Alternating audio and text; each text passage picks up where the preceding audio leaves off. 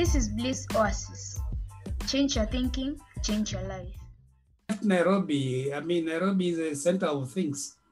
How come? What happened made you to leave Nairobi where action is and go to Nyakach? Or is it because of decentralization when counties came? That same question you're asking me, I was asked by very many Nairobians. They were like, what's wrong with you? I mean, Honestly. Nairobi is your place. You know Nairobi, you know every corner, you have contacts everywhere.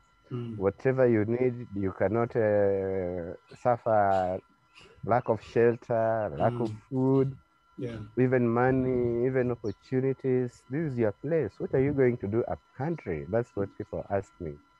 Anyway, it was a personal choice because I'm say orphaned now after my mother passed away several years ago. And I was left in charge with about 4 acres of land in accordance with traditions. And I tried managing this piece of land when I was operating from Nairobi. And I found that I was spending a lot of money. However, the output I was seeing was not what I had targeted or what I had planned for.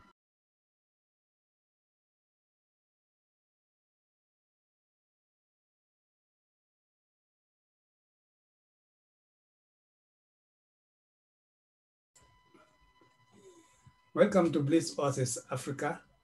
I'm your host, Patrick Ngogi. Today I'm excited because for a long time I've met a very old friend, formerly at Nation House. He will tell us more about it, but he is a journalist until even now. Of late, I've been seeing him on Facebook, huko mashambani akikimbizana na ng'ombe, and I thought maybe he gave up journalism. But he just be surprised, told me he's still writing. And so, join me in welcoming Argwings Odera. We normally call him Agwenge. And he'll tell us about his life in journalism and so on, and what is he doing currently. So, Argwings, karibu sana na utuambie uko wapi.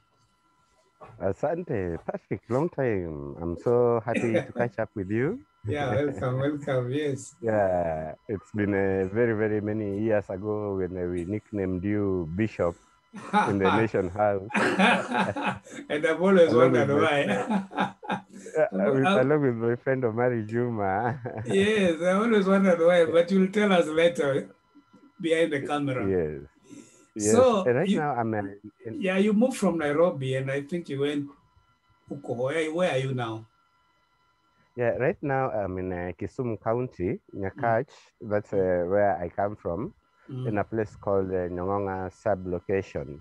This is my parents' home, my home, where our family grave is located. So right now I'm based up country. Up country. You say this is Kisumu County? Yes, Kisumu County. What sub-county? West Nyakach. West Nyakach.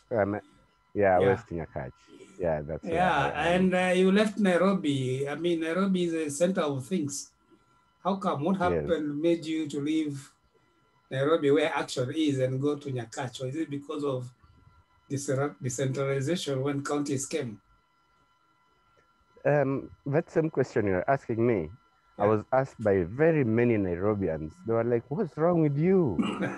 I mean, honestly. Nairobi is your place. You know Nairobi, you know every corner, you have contacts everywhere. Whatever you need, you cannot suffer lack of shelter, lack of food, even money, even opportunities. This is your place. What are you going to do up country? That's what people ask me. Anyway, it was a personal choice because I'm say orphaned now after my mother passed away several years ago. And I was left in charge with about 4 acres of land in accordance with traditions. And I tried managing this piece of land when I was operating from Nairobi. And I found that I was spending a lot of money. However, the output I was seeing was not what I had targeted or what I had planned for. Okay. So somebody told me, if you are really, really serious about home, you just have to temporarily cut your life from Nairobi, come settle here and do your things. And that's exactly what I did. I came, I did some homemaking, sank a borehole, organized the property, fenced off the property, planted trees, planted fruits, and I just had to be around because of external damages, especially from grazers and their cows. Oh, so that would normally happen if you are away. Yes, yes, absolutely. If you're away, you'll find the stray animals have trespassed in your property in as much as your property is fenced. And there's nothing you can do because this is a village. It's mama so and so, is auntie so and so, is the child of so and so. So yeah. So in that you said 4-acre land. Yes. Were you like the only son or the only child or the eldest child? Why had it to be you to come and take care of the child? Yeah, according to rural traditional structures, the last-born son remains in the boma of the parents. And my last-born son will remain in this boma, and his last-born son will remain in this boma. Okay. So what exactly were you doing when you had to come to home? At what point of the profession in Nairobi were you when it happened that you had to come home? At that time, I was running a taxi business in Nairobi, along Nairobi's Koinange Street. I could be found every night parked there working. And of course, we also started earlier than Uber. So we'd shift our customers onto mobile phone so that they just call us. They don't have to walk. Doing the taxi business, the taxi business was successful, was really great. I had clients from all over the world, being Koinange Street, and also happening to host the international club, Florida nightclub, where I was later employed from the taxi ranks. I was employed as a DJ. My duties, my duties were to. Is that when you started growing the dreadlocks? No, the dreadlocks I started growing when I was away in exile. Another story for another time, right here. Yeah, now, but the DJ. Yeah. Now, when did you, in Nairobi, when you are doing this taxi business, were you still doing journalism? Yes, at the same time, because there's this maxim we say, a journalist never retires. And yeah, once a journalist, always a journalist, and a journalist is never off duty. So there are plenty of opportunities. I've had to work with various news outlets across the world. When I find a relevant, I find a relevant story, I have the ability to fund the story because freelancing is very hard. You have to fund your own story. So I was doing taxi and I was still writing. For this time I was writing for a newspaper group among the independent newspaper groups of South Africa. I was also writing for the Hague trials. As the Hague trials were ongoing, there was Radio Deshwell with German. Okay, we will come to that eventually. But I'd like you to now go back to how it all started. How did you become a journalist? Which, for example, were you born in Nairobi? Were you born where you are and did you school there? Then eventually came to journalism after high school, maybe? I grew up in Nairobi. I was growing up in the railway quarters of Makongeni with my aunt who was hosting me at that time.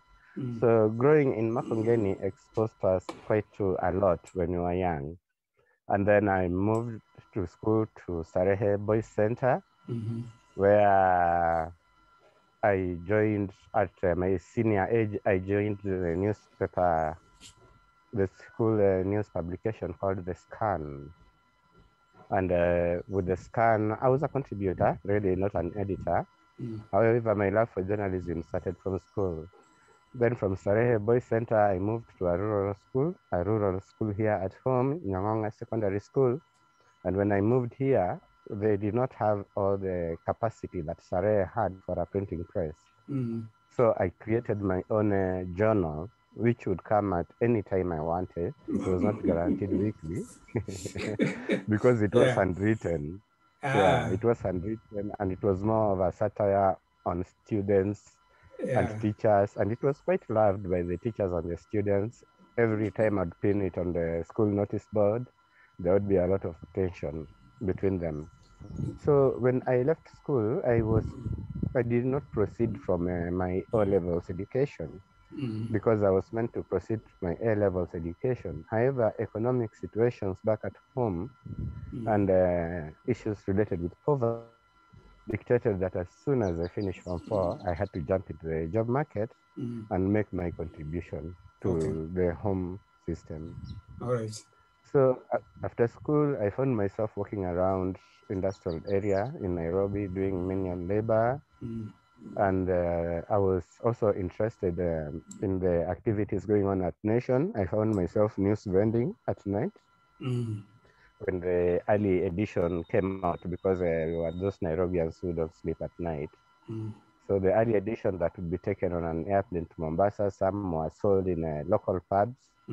And from there, I found myself at the back entrance of the Nation collecting early edition copies. And from this back entrance of the Nation, I sincerely that's the old Nation house. Yeah, the old Nation house on Tomboya Street. I sincerely desired to be a part of all these great men I was seeing walking in and walking out and producing our copy for us. From there, I managed to work my way to the sports desk. I was recommended by Nicholas Rayola because Nicholas Rayola knew me and he knew my desire to join journalism and the ability to write. Was he the editor then? He wasn't. The editor then was Dick Aguda. Dick Aguda, yes. Yes, Dick Aguda was the editor. I found Dick Aguda at a time when he was really under pressure. The Tokyo Olympics were going on. Some games were going on. He was short of staff. He literally had only one staff, Johnny Pewa, because of course there were others. Varingala was there, Geshinga Jeroge was there. They were all specialized in different matters. Yes. The athletics games were going on, and Dick Aguda, I lied to him, yes, I can type, which I could you not. Lied. Because, yeah, I lied. I just wanted to get You wanted to be there. I wanted to be there. So the tablet was thrown in front of me. A handwritten copy was also thrown at me by Dick to type it up for editing. And I had a problem typing. You did one finger. One finger. The funniest thing was I was typing the word letter. So I typed L, E, T, and then the T disappeared. The second T, the word letter, the second T disappeared. I was like, this typewriter, they were the Olivetis at that time. Yes. This typewriter does not have a T.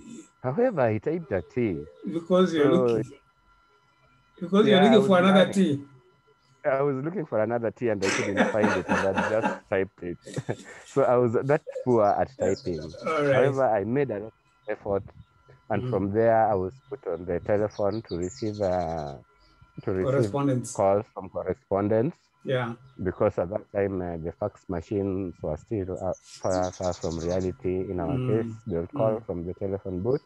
The reporter will pick in the newsroom and start typing if the reporter had that time. So I took up this with gusto and I sharpened my typing skills working that way. However, I was getting impatient. I wanted to go into the field. So my first field opportunity that was provided was a football match between the police team and the military team. In the middle of the match, a riot broke out. And you were there? Yes. I was there, yes. That was my first assignment. I had pen and notebook. And the was my pen and notebook. And somebody shouted, he's going to report us. I was bitten. Those people stepped on me until a military captain came and ordered them to leave me alone. Then after that, I limped back into the newsroom. I was so disappointed. I did not ever want anything to do with journalism. And the other editors saw my swollen state And instead of sympathizing with me, they were laughing. Barack Otieno was laughing. Ha ha ha, young man. Welcome to journalism. Now is your journalism. Zach Oroch was there in speeches. Baptism by fire, baptism by fire. You know, everybody was just laughing at me. Yeah. And I really felt so bad. So it took me a while to go back in the newsroom. Dick Aguda was somehow sympathetic. So they told me, write down what happened. Exactly what happened. I sat down. Yeah, I sat down and I started writing what happened. I think I wrote close to 20 pages. Wow. Was it handwritten? No, I was typing. By that time, I typing. 20 folios. What we used to call folios. Yeah, 20 folios. Yeah. So, and I'm submitting the folios to Dick Aguda, and all the staff are rising to leave. It is past deadline. Yeah, and they are telling me, young man, you are late. It is deadline. You have to understand deadline. You have to know there is a deadline. Who was pushing you? What is all? No. The editors told me that I was late. My copy was late. Oh, you have to put to Yeah, because I was writing 20 folios, and in the 20 folios, I was writing the way the police are imbeciles, the military men, dogs of hounds, they did this, I'm aching all over my joints. Yeah. Another one stepped on me that way and this way. All that in 20 folios. So that story, was it published? Really? So, yeah, it went this way. The editor saw I was very, very disappointed. And they told me, young man, do you read the newspapers? Read the sports pages. So I went to the sports pages. Can you see your name there? And I was like, no. I'm still holding my copy that is supposed to show my name. And I was like, no. Look deeper. So when I looked deeper, I saw my story was a filler. Meanwhile, yeah, it was just one sentence. Meanwhile, in a match involving the police and the military abandoned at this hour, the match ended on a 2-0 score. Reports Argwings Odera. That was it. From 20 folios to one sentence. And they told me, that is how you report. That is how you... Were you still in pain physically? Were you still in pain at that time? Yeah. Yes, but when I saw my byline, everything disappeared. Because that was the first time ever my name was in a national newspaper. Yes. I was so happy I could not sleep. I assumed everybody across the world had seen my byline, my friends, my family. I shall go. You know, just that great feeling on your first byline. I was so happy. I was like a star at least. And that really motivated me. Yeah, so, it motivated you, and I think you kept that cutting for a long time. Yes. And moving on from there, I just got motivated to keep on writing, even though the pay was rather discouraging because we were competing with the employed reporters first as a correspondent, and then the sports pages. There were only about 4 leaves allocated to 8. For local news, it was almost like 1 page because the other pages were occupied by fixtures for horse racing, fixtures for golf, advertisements. Advertisements and all that. So you were competing for a very small space. And at the end of the month, once you counted what you'd been paid, it was almost not worth it. Except the fact that getting published kept us going. And that's where you came in, you yourself. That's when you became bishop. How?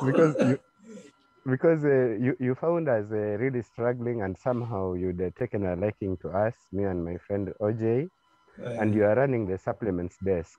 And within the supplements desk, you are quite overwhelmed. You are literally a one-man show. Yeah, I remember with what was the editor's name? Richard Kauo. Yes. You are literally a one-man show, and you're overwhelmed. And supplements desk was the most boring desk ever. Nobody ever wanted. Yeah.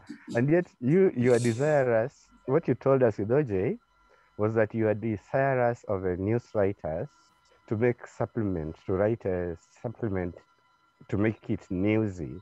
Newsy, Because most often you more just, exciting. at that point, you really desired that supplements just not be copy from the PR firms. You wanted a journalism hand in the copy that were coming out of supplements. And that was a first because supplements, nobody gave much regard to supplements. And at the same time, you agreed to pay us equal rates like sports and newsroom. And there was quite a lot of work within the supplements desk. There was quite a lot of writing to do.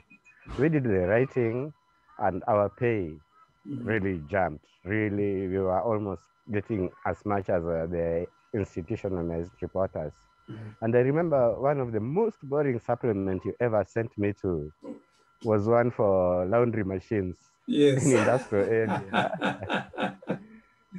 So this guy was advertising in a major way, and it was your desire. He did not have anything. He did not have any editorial. No. So you sent me to create an editorial for him and interview him in his industrial area yard. Man, that interview was so boring. Both of us were nodding asleep. I'd go like this. Who, you and Omari? No. Me and the client. Yes. Me and the client. You are both. And the client was also explaining to me this machine, the turbine, cyclic circles, revolutions per minute. Then you'd also rise up and I'd be, okay, we are sleeping together. It was really an effort writing you really had to be creative in order to survive in supplements. So after supplement, exactly. After supplement, what happened after you did supplement? What else happened? Yeah, in between supplements, I moved from the sports desk to the news desk in the old nation. And at that time, computers were coming, and I can say the precursors of SMSs or a chat. We were able to chat. This was in the early 90s. Yes. And being a computer savvy, I shared a joke, about our senior managers being demoted and junior personnel being promoted. And one of the senior managers did not like that. And because I was a correspondent, I could just be kicked out any moment. And so I was kicked out just like that. Askari told me, no, I'm not allowed to let you in. And I remember another senior manager telling me, no, the senior editor is just pissed off. Give him a few days, disappear for a few days, a week or two, and then come back. And I was like, a joke. It was a joke. I was totally devastated. So when I was walking out of the Nation House offices, I bumped into Pius Nyamora coming to Nation House, and as usual, we were greeting each other, and he wanted to know my welfare, just the usual, how are you? And I told him, I'm bad. What's wrong? I've just been kicked out of Nation. What for? So cracking a joke at senior managers. And Nyamora said, good, I'm looking for reporters for my magazine, Society magazine. Oh, yes. I want to transform it. So for Nyamora, it was good that you had been kicked out. Yeah, I had been kicked out. And it was like, I knew if you are still in Nation, you'd not accept. Because I'm having difficulty recruiting reporters. Would you accept? I told him, yes, of course. I just want to write and I have nothing to do. Pius Nyamora employed me on the street. And then the next day, he worked out my contract and promoted me from a correspondent to a senior writer. Wow. Society magazine. Yes, Society magazine. So Nyamora was transforming it from a monthly into a weekly. And yes, and he needed serious journalism. And somehow I'd reached there where I could be considered a serious journalist from my writings in the Nation. So I joined Pius Nyamora in Society magazine. Working there was tough. Government agents, harassment from government agents. It was totally difficult because we were promoting multi-parties as a publication. We were supporting and others. Any voice for multi-party we were supporting. When Ford as a party was launched, all the mainstream newspapers did not report anything. Only the Nation reported something brief. In society, we put everything from the beginning of the magazine to the end of the magazine. Society, we transformed into the kind of paper where everybody wanted to have a copy of society or be seen with it. Yeah. Because there was weekly review. However, weekly review was very conservative. It was not going all out the way Society magazine was going all out. And we experienced reprisals from the government.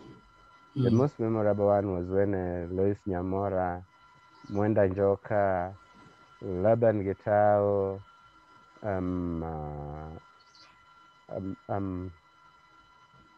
Muga Kolale. Yes, we were working with Muga Kolale was not grabbed.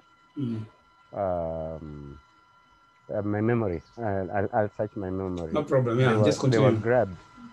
Yeah, they were grabbed dramatically, and we were left at a loss. What to do? The people who escaped was George Orwell. Also, okay. He was also nabbed. It was a very bad experience for them. They were tortured. Their health, they did not come out well. They were taken to Nyayo House? Some were taken to Nyayo House, some were taken to Nyati House, and then they were transferred to Shimo Natewa, Mombasa. Me, I escaped. I was among those who had escaped, but my copies also had been cited as among those not within the court. Blamwell and Jururi, who had also come in, had also escaped. So we had quite a challenge, and Blamwell shifted the newsroom restaurant just near Integrity Center because we were being watched in the newsroom. We had to play. And where was Nyamora among those arrested? Pius Nyamora. Yes. Nyamora was taken in. They just waited for Nyamora to arrive, and they pounced on Nyamora, and everybody else was there. What saved me, I'm sorry to say, what saved me from being nabbed, because I was going to the office early, was, I'm sorry to say again, the crash of the Buffalo aircraft that crashed over Kaloleni, the military plane that crashed over Kaloleni, killing so many people. All these events were happening at the same day. So coming from my Eastlands abroad, I saw the smoke in Kaloleni and the panic. So I decided to alight and go record whatever was happening. Yes. So while I was recording all these events and minding that the society is a weekly, so I was in no rush. I could take time. So in my taking pictures of the Buffalo crash and the reports, of course, there were no mobile phones at that time to be warned that things are hot. Yeah. After I finished, as I was walking to the office, some news vendors saw me and told me, run. And I asked them, what? Nyamora has been arrested, your people have been arrested, the police are there, they're around, they're waiting for you guys, more of you guys. Disappear. So I disappeared into Kenya Cinema Plaza in a bar called Zanzibar, up the 5th floor. I know the place. And I was imagining everybody coming in, I was imagining was coming for me. It's a cop.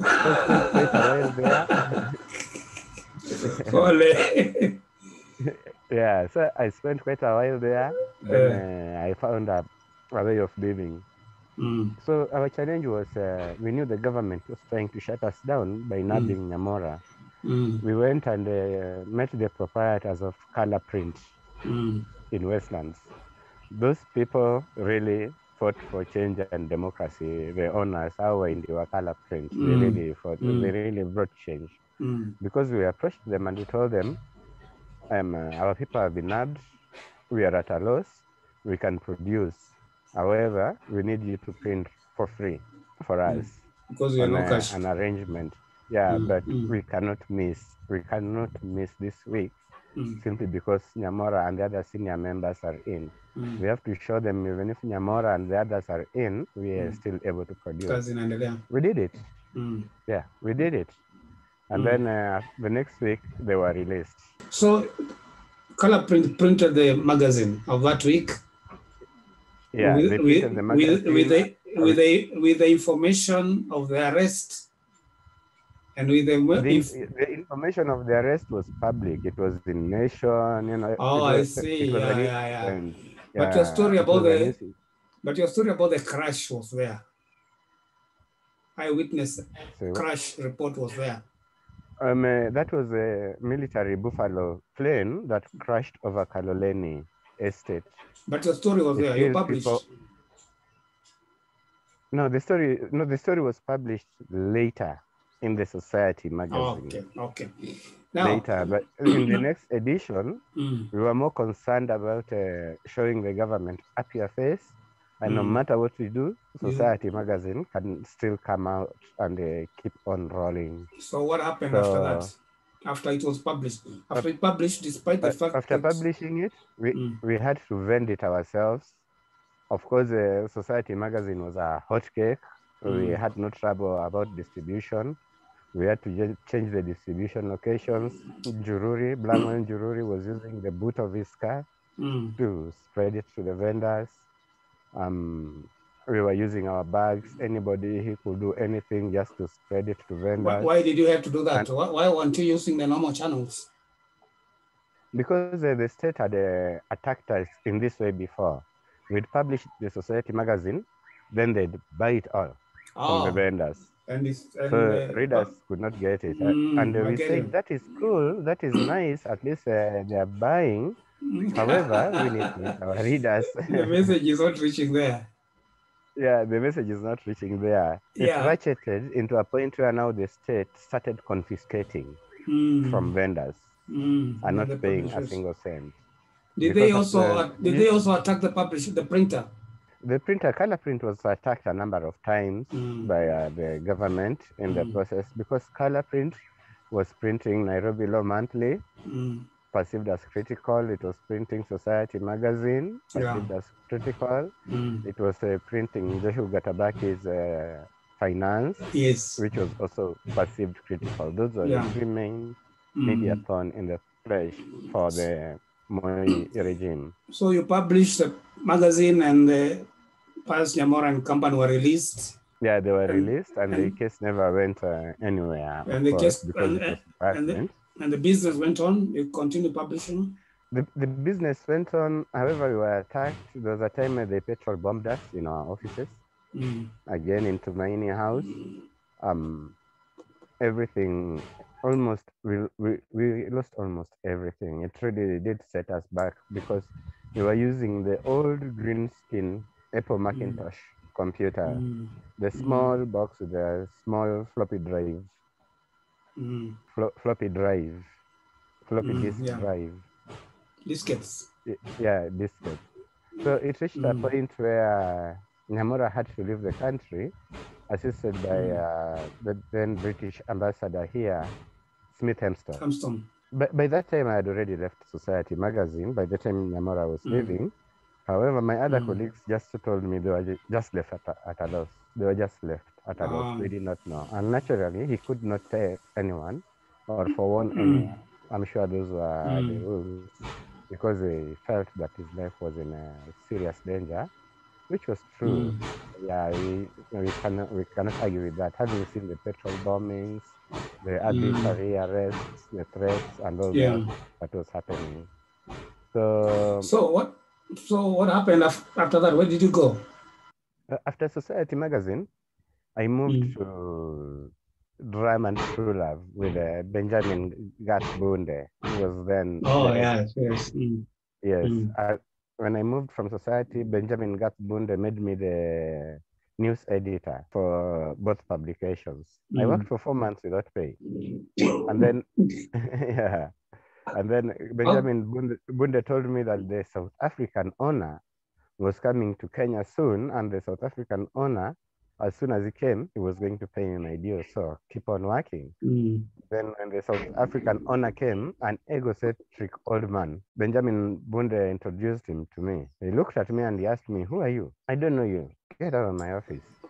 I was, look at the... What you've been doing. Look at your magazine. Even down here, I'm listed as editor. He said, no, I do not know you. I owe you nothing. That's a problem between you and Benjamin Gatbunde. So that threw me in a very bad state at a young time of my life. And that's when I decided to join and start driving a matatu in Buruburu 58 as I explored my options. Then I met with Joseph Odindo. Tell us before you meet Odindo. You said you joined a matatu. What did you do? Were you a matatu crew? Were you a driver, manamba, or what? No, I was both. I was a driver and a pole dancer. We call them pole dancer. Yeah, Buruburu matatus. Those funky matatus.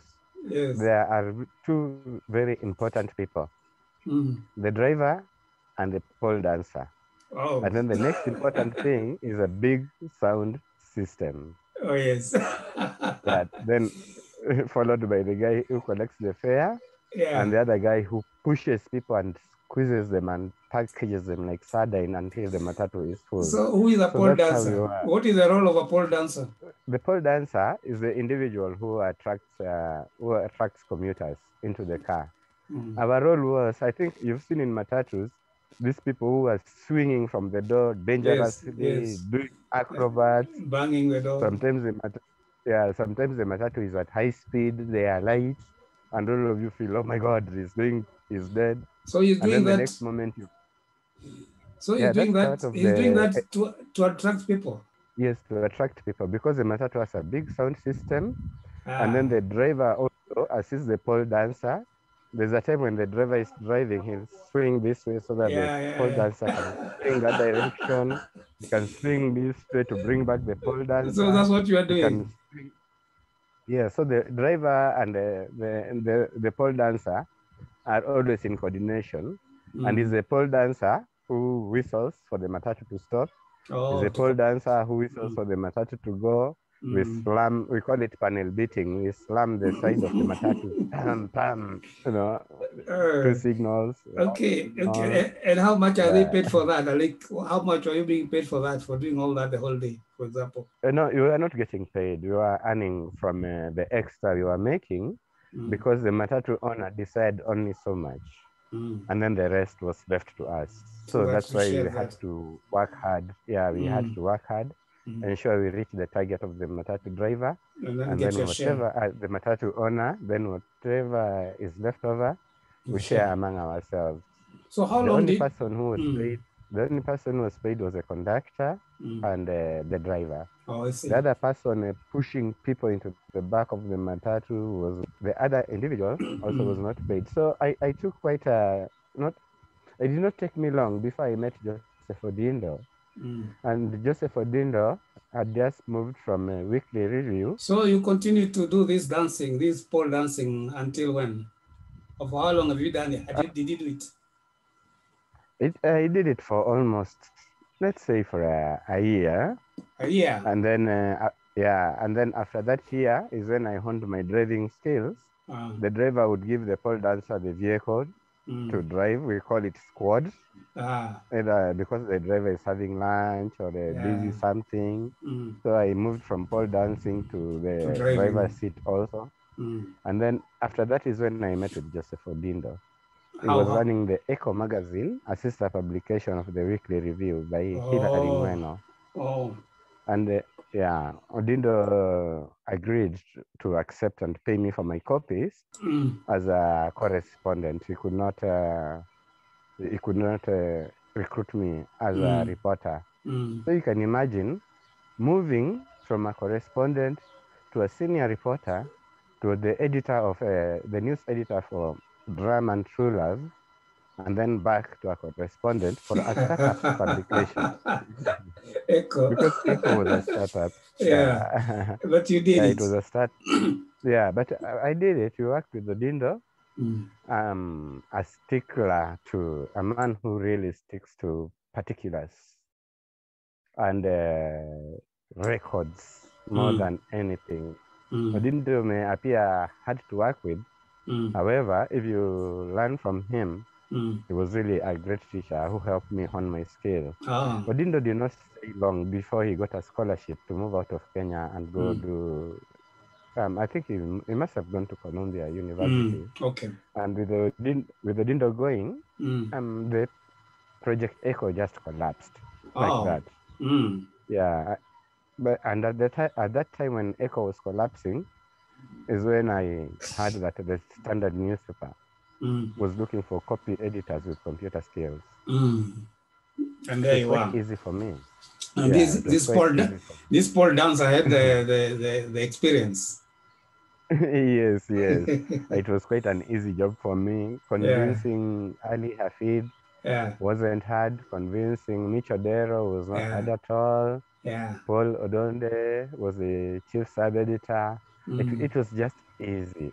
And if anything, I did a lot of work in helping also the other copy editors and other editors, including reporters, into migrating from typewriter into computer. That was great. That was the easiest job.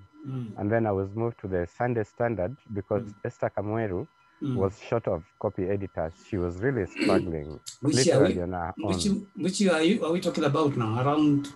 Now we're talking 94. Around 94. Yeah, mid-90s. 94. Yeah, mid-90s. Okay. So yeah, I was seconded from the main copy desk to the Sunday Standard copy desk. Esther was also launching a new publication called Now Magazine. And she needed people. She needed more people than what she already had because she was literally a one-man show. Literally. Man show. Despite the fact that she was a woman. Esther is more than many men. She's like 100 men.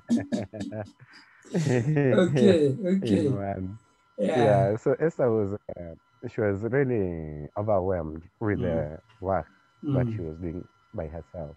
Okay. So I joined her among other people like Jane Godia. We launched the Now magazine, and Esther saw my journalism quality, the way I would rewrite copy for other reporters. So it was easy for her to accept that I do investigative stories while at the same time I do copy editing. So while doing investigative stories, she'd pay me as a correspondent because that was not my job. It was extra. My job was copy. Yeah, that was extra. And from there, we just hit it off with Esther, and we were kind of regarded as the pioneer investigative journalists. And I reached a point after I'd done one of my most memorable pieces, exposing fake mineral water on sale to consumers in Kenya.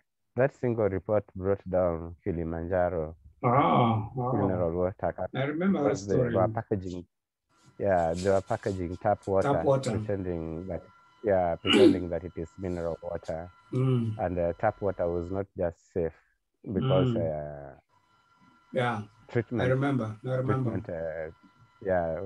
think I was in Eldoret by that time. I'd gone to Eldoret. That was one of our major breaking stories. Among more, of course. It is from that point that they saw a need. We set up an investigative desk.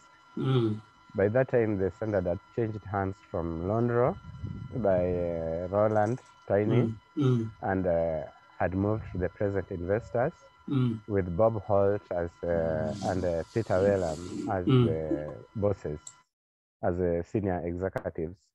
Bob Holt and Wellham had no qualms setting up an investigative desk. They asked me to set up a team. I poached Jacob Otieno and Douglas Okwach from Kisumu. I brought in Deo Monde.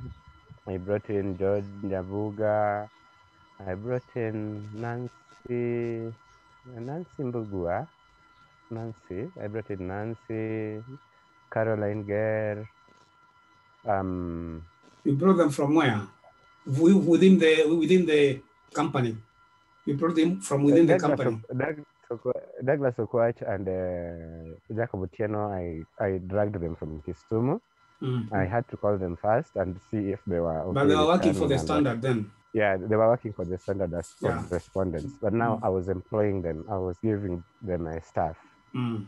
Yeah, because they had insisted that the people I work with, I want them to be staff members. I don't want them to go through the house of a correspondent because investigative is not quite easy.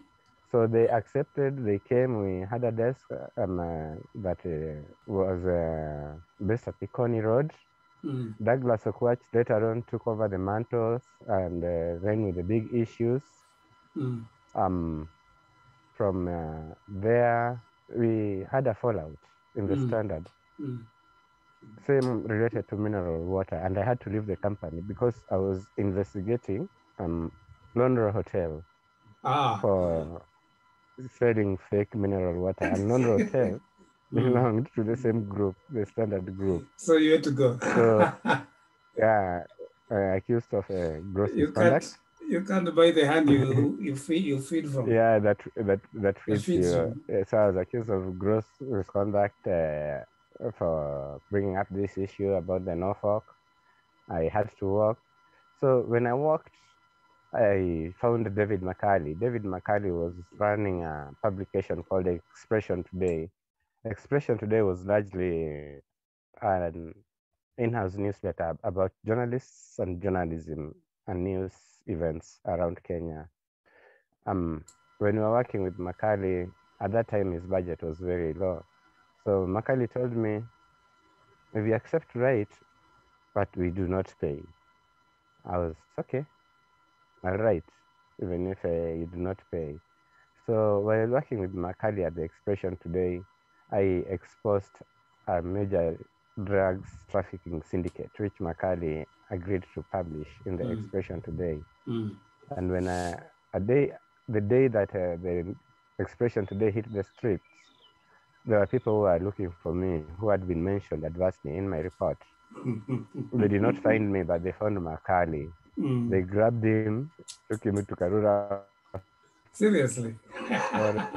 When McCarley came out, yes, it was a major, it was in the news also. It was a major event that I'm being looked for as a result of my report. McCarley has been kidnapped, and these people are torturing him, desirous to know of where I live or where I can be found. Thank you for being with us until the end. Bliss Oasis Africa offers the following services: counseling and life coaching, mentorship in creative writing, publishing and consultancy, website development and digital marketing. Please visit us at our website www.blissoasis.co.ke for more information. You can also call or send us a WhatsApp message on 0722 563 544. Thank you.